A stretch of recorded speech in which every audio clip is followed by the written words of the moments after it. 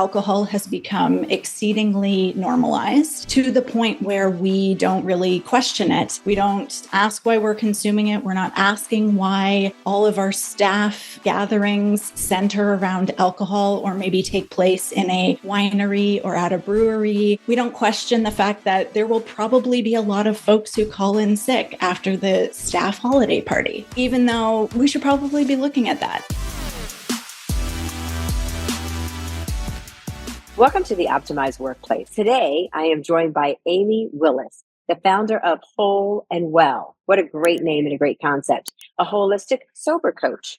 Today, we'll be talking to Amy a little bit about her work as a dual certified speaker, coach, and consultant, focusing on all things related to individuals and organizations as they create the environments that prioritize well-being and inclusion. And you guys know, here at the Optimized Workplace, we're a big proponent of that because it's all about the space that you're in and that space feeding you and making you thrive. So, Amy, welcome to the show. Thank you so much. I'm so glad to be here. Let's kick off with just understanding Hol Well. I love the name of your organization and what it represents. Tell us a little bit more how you came about that name and what that represents. Well, I take a very holistic approach in my work as a sober coach and an alcohol culture educator and a consultant. And so the name of my company really is intended to capture that. So I deal not only from a holistic perspective with my clients, but also with the whole human being, with the focus being on wellness ultimately. So that's where that came from. And what brought you to the point of doing that? I'm sure there's a lot that's kind of baked into your even getting to that point. What was kind of, I guess, the brainchild behind Hol Well to start in the first place? So predominantly I work as a dual certified sober coach and also, as an educator and a consultant. And I've been doing this work for the last just over 5 years now. And I arrived here after struggling personally with a pretty severe alcohol addiction. And so I grew up in a home where my dad also struggled with his alcohol consumption. And he ultimately passed away as a result of that, which then prompted me to get sober. And finding sobriety and sustaining sobriety was one of the most powerful decisions I've ever made in my life. And I felt very inspired to support other people in doing that, specifically women and folks within the LGBTQ plus community. And so after, starting to share a little bit about my journey with substance use and also sobriety, I found a lot of women were coming and sharing their stories with me. And I knew that there was a need for more holistic services and also services geared towards women's needs and the needs of the queer community. And that really inspired me to create something. And so I got training as a coach and I built my company, and the rest is history. What a powerful story. Thank you so much for sharing that with us a little bit. I would love to dive into understanding a little bit more about sober coaching. I thought that was so unique when I was reading through your background and bio and materials and a little bit about your company. When people think about alcohol addiction and are facing, alcohol recovery, that is such a big part of society today. And I think it hits many, many different families, whether people feel comfortable talking about it or not. And it's like any addiction, right? It's getting over the stigma of it so that you can face it and deal with it. But tell us a little bit more about what it means to have a holistic frame around sober coaching. What's that? Can you unpack that for us a little bit? Sure. Yeah, that's a great question. So again, recognizing that someone's experiences with substances are just one part of a very rich, robust life and, experience among other experiences. And recognizing that when somebody does develop an issue with alcohol, there typically isn't one linear path that got them there. It is a variety of different factors and issues and experiences. So whether it's trauma, whether it's, early exposure to substances in the home, whether it is, other environmental factors, concurrent mental health issues, essentially recognizing that it's complex and it's layered. And so in my approach in working with clients, we address a lot of those things, not just the issue with substance and changing that relationship. So, sometimes my clients are interested in working with or working on things like boundaries, building their confidence, self-care practices, growing their sense of self-worth. So, there really are layers to the issue. And I really dive into all those layers to support healing and wellness of the whole being. That is incredibly impressive, because just understanding what it takes in order to face something like that, not only for yourself, but then to kind of walk that walk with someone else and help them unpack that. That is incredibly a heavy burden, and can be an incredible, I'm sure, journey with them, but it takes a lot of stamina and mentally and physically on your part. So I applaud you for your work and just everything that you're doing around it. Let's delve a little bit more. Here at the Optimized Workplace, we talk a lot about what's happening in the workplace.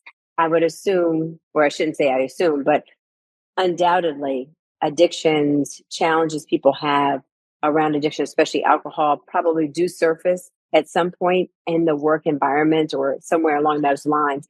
But I'd love to unpack the intersection between some of the mental health challenges you've seen with your clients and alcohol addiction in your coaching, and how you address that. Because one of the things you just said that really resonated with me is that there's layers to this, right? Is layers to life of a person. Yeah. And so probably so often, whatever they're dealing with the addiction is kind of rolling over into other pieces of mental health and other pieces of their life. So how do you really work on that intersectionality of the two, especially when it comes to mental health issues that your clients may be facing? Yep, absolutely. Well, I would say, I do very, very, like, my relationships with my clients are very in depth. So I do a pretty substantive intake process to really understand exactly where my client is, a little bit about their history, including any mental health issues, understanding if they are getting other support, whether from a therapist or a doctor, if they're on any kinds of medications. And then understanding, and this is the case for a lot of people, if they are using alcohol as a tool to self-medicate, to manage some of their mental health symptoms or issues. So, for example, we know that alcohol, a lot of people use it to manage anxiety, even though it makes anxiety a lot worse on the other end. So, folks might reach for a drink to sort of take the edge off of whatever it is they're feeling in that moment. And then subsequently, their anxiety, expands significantly the next day. So really understanding how the mental health issue shows up, how they're using alcohol in relation to that mental health issue, if they are, and then developing potentially alternatives to that. So in addition to being a dual certified coach, I'm also an EFT practitioner, a meditation teacher, and a yoga teacher. So I bring a lot of meditation and mindfulness-based practices into my work. So as well as, tools to really calm the nervous system down, so that, we can manage our levels of stress. We can manage our thoughts differently, perhaps interact with our thoughts differently, which often can really calm down some of the symptoms that they might be experiencing as a result of whatever the mental health issue might be. And generally speaking, we know that alcohol makes anxiety a lot worse. We know that alcohol makes depression symptoms a lot worse. So really it is moving towards trying to remove alcohol with really solid supports in place so that the client isn't just suffering with those symptoms. And again, recognizing I'm a coach, I'm not a doctor, I'm not a therapist. I do often make referrals and suggestions so that my clients have a care team in place. And I work with therapists and I work with doctors to ensure that my clients are getting, again, a very holistic support from all of us. And we work together to ensure that we are also consistent in how we're working with our clients. What a dynamic interplay of things. The fact that you bring in the yoga and the mindfulness along with your practice and helping your clients, that is just amazing. I'm curious for, we have lots of different listeners of the optimized workplace. So folks that are listening who may be managing a team and seeing some things that they're unsure about, maybe it's something you're seeing in your home or just whatever the case is that may affect the workplace environment. I'm wondering, are there any strategies that you could perhaps recommend to keep or to help maintain either an alcohol-free workplace or alcohol-safe workplace culture? And what I mean by that, just to unpack it a little bit, is mental health has been a stigma for many, many years. And as we went into the COVID pandemic and life just started happening, or as my team says, life started lifing, right? Yeah. People became much more comfortable with exposing and being open to the complexities of life. And all of a sudden, it wasn't such a stigma. I would imagine alcohol, like any other addiction, can be a stigma as well. So are there strategies that you would recommend if you're listening to this as an HR executive or a CEO or just a manager of teams, and you're starting to see and notice things that you would recommend as strategies to kind of confront the safety of alcohol? Because let's face it, alcohol these days is like food. People use it to entertain, to come together, to, get the edge off, as you said, at work and all times of places. So what would you recommend in terms of strategies around that? Yep, I think that that's a great question. And I also like that you said an alcohol safe workplace, because that's really what I encourage and support people in creating within their own workplaces. And I think, sometimes when people hear that I'm a sober coach, they assume that I wish everybody to be sober and that all workplaces should be alcohol free. And that would be great. However, I don't think that that's a realistic approach necessarily. And so looking at safety is important. And I think, when we're talking about alcohol culture in the workplace, I think it's really important that we tell the truth about alcohol. And what I mean when I say that is, as you have said, alcohol has become exceedingly normalized in our society and in our culture, to the point where we don't really question it. We don't ask why we're consuming it. We're not asking why all of our staff gatherings center around alcohol or maybe take place in a winery or at a brewery. We don't question that, let's say, the holiday season is coming up. We don't question the fact that there will probably be a lot of folks who call in sick after the staff holiday party, right? Even though we should probably be looking at that. So, yeah, good point. Yeah, and so I think we do need to acknowledge alcohol for what it is, which is, yes, a legal substance, but it's also very addictive. It's neurotoxic, it's psychoactive, and it carries with it a lot of inherent risks and harms. And I think it's important to sort of set the stage when we talk about alcohol culture, because alcohol culture broadly impacts alcohol culture in the workplace. And so if somebody is interested in creating a more alcohol safe environment, I think the first thing to look at is what the current practices are. So you can look at practices as they are, but you can also look at policies. So for example, does your organization regularly host mandatory events that are alcohol centric? Right. So again, at wineries, at breweries, if you are hosting celebrations like birthday parties or promotions or successful funding rounds, if you are hosting your events in alcohol heavy environments, that could be an area to look at. Does your company or organization regularly stock or consume alcohol within your office or workspace? A number of my clients have shared that their workplaces have bars or beer on tap within their workspace. So it's normal. It's been there for a long time. It's very regular to enjoy drinks after work, during work, etc. Is there an expectation, unspoken or otherwise, within your company or organization that alcohol be included in any client meetings or outings? So where do those meetings normally take place? Are they in restaurants? Are they in bars? And is that the expectation? Have there been, and this one sometimes surprises people, have there been any changes in your company or organization around alcohol related medical claims? So this could be mental health related claims. This could be breast cancer related medical claims. So there are a bunch of areas to look at. Does your company or organization have an unofficial hangover leave policy, which is a real thing? Yes, I know your face. I know that was my face too. I was muting myself so I wouldn't talk over you, but that's a wow. Can you repeat that question? Yes.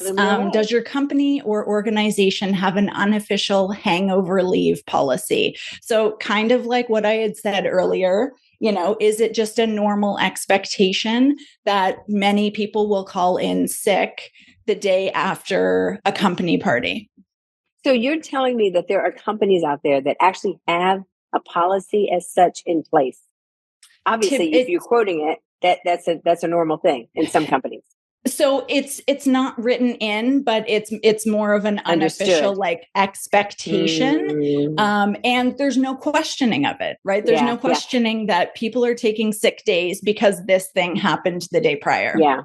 You know, it makes me think about like the celebrations around the holidays. It's just expected nobody's going to show up on the 26th. And the reason why it's so telling to me is because I started my career in the staffing world. And in the staffing world, somebody always has to be there at a temporary service the day after the holiday because companies are expected to be open. But it was always interesting to me. And I'm in Washington, D.C., right? Big law firm capital. I was always interesting to me like how hardly anybody was at work the day after holidays. And I always thought for the longest time, well, it's only because the grunts have to work. It's only the people who are low on the food chain that have to work in these companies. So they show up. But I just said to myself, how is it that half the city is not working? It never dawned on me until you just posed that point and that question that it's just an understood people have drank too much. And so therefore they're not going to come to work. Yeah. Absolutely. So unbelievable. Yeah. So, these are some questions to just kind of, consider when you're considering whether or not your company culture is alcohol safe. And, I think it's really important to acknowledge that, this isn't just about sometimes people drink a little bit too much and then they call in sick. Like there are considerable costs to alcohol consumption that impact all of us. So where I live in Canada, there is a brilliant organization that works in tandem with the Canadian government called the Canadian Centre on Substance Use and Addiction. And they created a costs and harms report, which was looking at the years 2007 to 2020. And it provides an overview of the cost impact of alcohol and other substances across the healthcare sector, business sector, and legal sectors. And according to that report, alcohol accounts for almost $20 billion of the total costs across these sectors. And alcohol was the most costly substance of all substances looked at. And within the business sector, the report looks at lost productivity, right, which is defined as the lost value of work due to long-term disability, short-term disability, of course, premature death, but also things like absenteeism and impaired job performance or presenteeism, right? Which would capture the employees coming into work hungover, and it's negatively impacting their capacity and their performance. And so you are giving some amazing gems to really think about, I think, for anybody in that's managing a team or managing an organization, because this is one of those underlying threats that you never think about. So I would love to get our hands on that report. If you could send that to us, I want to put that in the show notes because I think that's something people need to really read and digest and understand. It could be happening in your organization and you're just not even aware of it. And then how do you even conquer it? All of this conversation, though, is making me think about something. And I want to ask you this as an expert in this field, someone who's coached probably hundreds of people and informed organizations. What do you think about the trend that we're starting to see towards, I think it's more the Z generation and the younger millennials looking for more alcohol-free zones. And what is that saying? Because there's this big, I watched this news clip the other day about how a lot of bars that are being pop-up bars are coming up as mocktail bars because Mhm. so many people and the younger generations are not interested in having alcohol. So what do you think about that? What do you think the trends are around that, and where do you think it's going? What I think about that is that it's excellent. I think that younger generations are tuning in. I think we're finally starting to have more frank and honest conversations about the risks and harms of alcohol that I, talked about earlier. So I think it's great. And I think that, in a lot of ways that generation is leading the way. And I love to see it. And I think it's important to acknowledge that, the alcohol-free beverage space has expanded significantly, especially in the last few years. And those drinks are awesome and healthy alternatives for everyone, even if you also consume alcohol. And so, it's a great way to still feel included and have a drink in your hand that you're enjoying without all the negative consequences and side effects of something with alcohol in it. So I think that that's great. And I think that we're going to continue to move in that direction. And, we're starting to see a lot more research that's showing us just how negatively impactful alcohol is, even at low and moderate rates of consumption.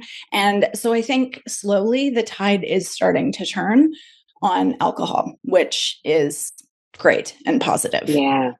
What a fascinating conversation, Amy. I mean, fascinating. I mean, you've just illuminated some. I've been in wellness and well-being for almost 30 years, and just never thought about this as an underlying threat to wellness Mhm. that is really affecting people, and it's probably affecting a lot more people than you realize. It's just, again, it's kind of a silent addiction, a silent herder, for lack of a better term. Okay, friend, what's your addiction on that? Anyway, so a couple of things as we wind down this conversation. It has been absolutely fascinating. If you're enjoying what you're hearing, please subscribe to the Optimized Workplace. I think Amy and the work that she's doing is absolutely amazing.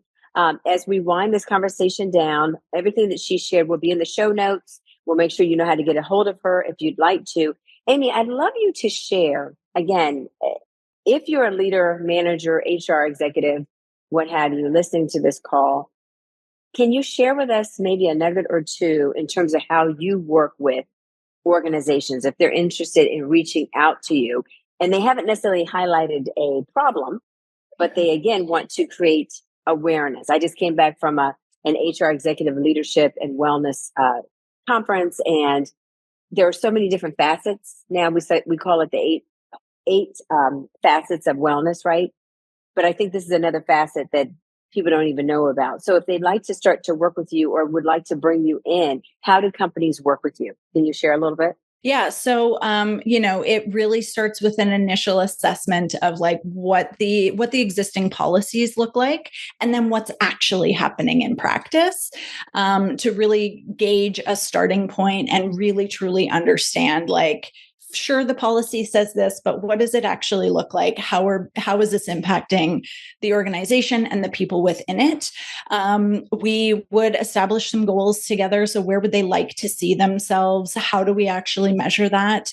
And then looking at implementing policy change, there would be coaching at the executive level because, of course, like having leadership on board with creating changes that not only support the health and well-being of their employees and their people and their teams, but ultimately, also supporting organizational health and their bottom line, right? Like we talked about the numbers earlier, and they're substantial. That's a little bit about how, and of course, every organization is a little bit different in terms of their needs.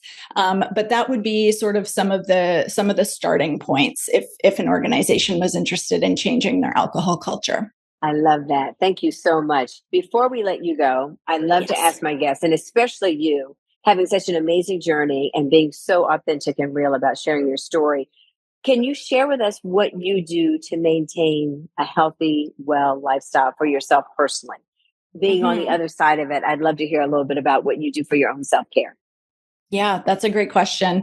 And I do really you mentioned the word authentic, and like that is very important to me. Like when I am coaching people and advocating, taking care of themselves, I also want to model that, and that feels very important to me. So, my self-care, it takes many forms. I would say I really prioritize getting enough quality sleep. I do a lot to manage my levels of stress. I spend a lot of time outside and in nature. I meditate regularly to manage what is happening in my head. I try to eat foods that make sense for my body. I drink a ton of water, and I have pretty, I wouldn't say rigid, but healthy boundaries around time and around work, so that I can keep work and prioritize, the things that I want to be doing outside of my work life. And that can be challenging as an entrepreneur. And of course, like working in the field that I work in. But it's also very important. I want to be doing this for a very long time. And I need to be able to sustain that and maintain my own health in the process. Well, I think you are amazing. I think you're stunning. I This is the first time we've met. I interview a lot of people. I meet a lot of people, and I know a lot of people. And you're one of the most authentic people I have met in a very long time. You're very refreshing, and just seeing you, even though I'm seeing you through the camera, you look like you live such a well balanced life. So I applaud you for what you're doing, and I am definitely going to be sharing this story. Just please keep it up. People need you. And I don't say that lightly, and I certainly don't say that every episode. If you listen to the Optimized Workplace, you know that, but she's the real deal. So please, if you liked what you heard from Amy, and you would like to get a hold of her, take a look at the show notes, tap into her wisdom. I think she's a remarkable woman. You have such a remarkable journey, and I can tell you're affecting and impacting a lot of people. So thank you so much for being here. Thank you. That's very kind of you to say. I've really enjoyed this conversation, and I hope that it is helpful and impactful. And I hope, others also hear something new here that feels like something they can take action on. Absolutely. They will. They will. Absolutely. We're going to put Yeah. it out in the world. So I love that. Awesome. Thank you so Awesome. much, Amy. Thank you. And thank you all for listening to the Optimized Workplace. Again, I'm your host, Fran Dean Bishop. I really hope you've enjoyed what you've heard today. And if you have, please subscribe. And remember, as I always tell you, it's many and that's small monumental moments that make the biggest difference in your life. Take care, everyone.